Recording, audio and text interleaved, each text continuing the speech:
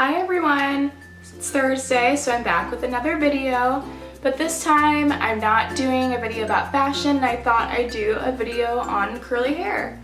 And I'm aware a lot of my viewers are probably my friends and people who don't have curly hair, but I wanted to make this kind of for myself, kind of for something that I can possibly look back on, and I don't know. I want to start getting into curly hair videos, so I guess why not? Let's just start here.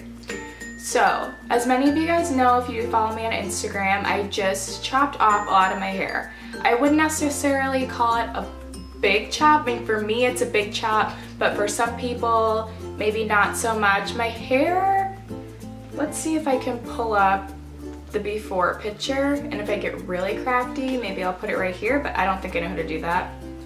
And it's Wednesday and I upload on Thursday, so let's be real, I don't have a lot of time, but here we go. My hair was this long.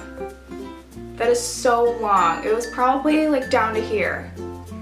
And she cut it this short. So, I'm not sure if that's focused. There we go. So I'm not sure if that's a huge big chop, but for me it is. That being said, I went natural about a year ago. I think I'll make a hair journey video, but not yet. I'll do it on a time where I have more time to edit it, because I want to be able to put in pictures, before and afters, and everything like that. But I did go natural, like I said, a year ago. So you would have thought that I would have done this by now, but I've really been just holding on to my length and not wanting to let go of it. I love my long hair, but it wasn't healthy. You can see in that photo that it looked long, and to some people who don't have curly hair, like, oh, your hair is so curly, it's so nice, but it really wasn't. I know what my hair used to be like, and I know what my hair can be, so I knew that that was not healthy. It was just damaged. You can tell that there's so much sun damage to it too. I know my mom has red hair, so my hair does lighten a lot. Well, kind of red, strawberry blonde, so it does get pretty light. You can't really tell now, but in the sun it's pretty light. But I mean, it shouldn't really be as light as it was, and all my ends were straight, so it was just dry, and it was appearing a lot lighter than it was. It was just a bunch of things spiraling downhill. My hair could have been so much better within a year of going natural, and when I say natural, I mean heat-free and not wearing my hair straight anymore. Natural as in just wearing it naturally curly.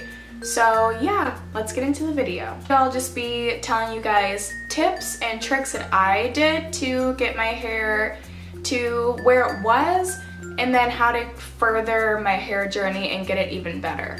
So I made a little list, so sorry if I'm looking down at my phone. Tip number 1, and I think every curly hair video, every curly hair guru, anything will say, cut out the heat. No heat. I straightened my hair from probably, I want to say, sophomore year of high school until senior year of college. Well, I guess right before senior year. The summer of my junior year, I stopped straightening my hair. So that's a really, really, really long time of straightening my hair. Not necessarily every day, but I'd straighten it like once or twice a week, and then I'd just go over the pieces that need to be gone over. That's horrible.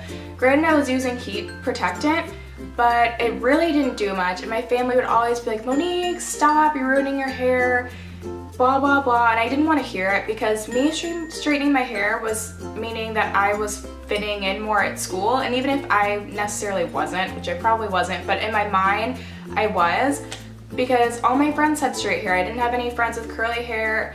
I went to a predominantly white school, and not really, but there weren't a ton of like mixed people around, so there were black people, but obviously their hair type wasn't like mine. So I didn't have a lot of friends with curly hair, and I just wanted to have the same hair as them. Everybody was straightening their hair, everybody was curling their hair. Yeah, there was a lot of hairstyles that people were doing that I couldn't do, and by straightening my hair, I was either doing it or I was halfway there to what hairstyles they were doing. Now I'm just rambling. I can save this stuff for my hair journey. But anyways, number 1 is no heat. And that's what I did. I did that for the first about 6 months, I think, of my transition journey. and I didn't really see the results that I wanted, because just by cutting out the heat, you need to be adding things in your routine as well. I wasn't deep conditioning, I wasn't doing protein treatments, I was just not using heat, and I put on like a little bit of coconut oil and that's it. So my next thing is finding products that work for your hair. I mean, I guess for some people coconut oil does help. For me, it just weighs my hair down and it does nothing. So you need to find products that are geared towards either fighting humidity or making your hair defined, or I don't know, literally anything that's for curly hair that has a purpose. You need to be having products that have a purpose. If it has no purpose, you're not going to see the results, and I wasn't really using products that said like, oh, we'll create definition, we'll stop frizzing. I was just putting things in my hair and being like, okay, why isn't anything happening? So I think from here on out, and I have been doing this for the past like 6 months or so, but from here on out I'm really going to take more consideration to the products that I'm using. Since I did cut my hair, I mean, it's a lot curlier. Like all of these curls, they weren't here before. It was literally only underneath, and now I'm seeing curls on the top layer, which is totally different, and I want to be able to take better care of my hair. Sorry, this video is all over the place. Number 2. Sulfate free. Sulfate, paraben, silicone free. Use products that are natural. I think the first 6 months or so, yeah, probably 6 months, I wasn't using any natural products. I was just using products that were on the regular shelves in Walmart, which I still buy a lot of my products from Walmart, but I'm looking at the ingredients. If you look at the ingredients and find silicone, paraben, sulfate free, or literally just organic products, it will make your hair journey speed up so much faster. I saw so many results in the past 6 or 7 months than I was in the first half of my journey, and not only because I'm using products that have more of a purpose, but because I'm using all of my products are natural, even down to my shampoo and conditioner, and it's made the biggest difference. Even if I forget to deep condition or moisturize my hair in some way, it's not as dry as it used to be. It used to be so dry because even just shampooing and conditioning my hair wasn't doing anything. This parabens, all of the bad things were just drying out my hair, whereas your conditioner should be something that's moisturizing and healthy and is helping your hair. That being said, going on top of it, I think I mentioned this before, but doing weekly deep conditioning and finding a deep conditioner that's good for your hair that isn't too moisturizing. If you have fine hair like me, a lot of things will just weigh my hair down, and protein treatments. Some people do protein treatments a little, like maybe once or twice a week. I do my protein treatments once a month, and I find that that works best. Number 3, going back to the beginning, so trims or haircuts. You don't necessarily need to do a big chop right away. Like I said, my hair looked fine. I mean, that before picture was kind of dramatic. I had no product in my hair. It was just like right out of a ponytail, so of course it looked a little bit more straight, but my hair wasn't horrible. It was fine. I just knew it could be better, so that's why I did chop it off. But if you just keep up with your regular trims, and either if you're doing things like twist outs or bantu knots or anything that's kind of fooling your hair, tricking people into thinking that that's your natural hair, if you don't know what any of that stuff is, look it up on YouTube, and it's a good way for you to transition and kind of fool people. My hair isn't really into that. It's too fine. It won't take any twist outs, bantu knots, anything like that. So yeah, maybe I'll do a video on that, but in the meantime, just look it up on YouTube if you need some inspiration on how to train your curls and trick people into thinking you have great defined hair.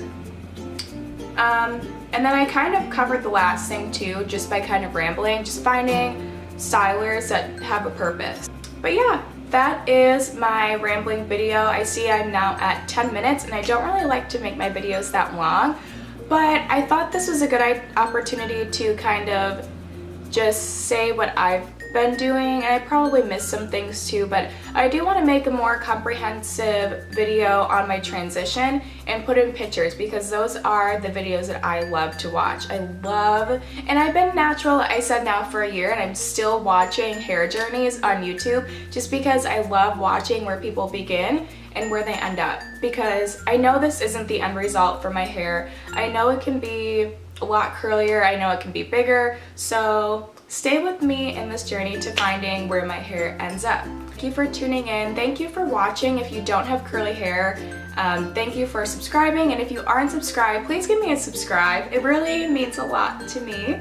It makes me really happy when I go on my YouTube and I have one more subscriber. I think I only have like 17 now, but last time I only had 15, so thank you to the 2 people who took the time to subscribe. And if you do subscribe, click the little bell next to it. I know I've said this before, but then you can get my updates every Thursday when I do post. So like, comment, subscribe, and thank you for watching my video. Bye!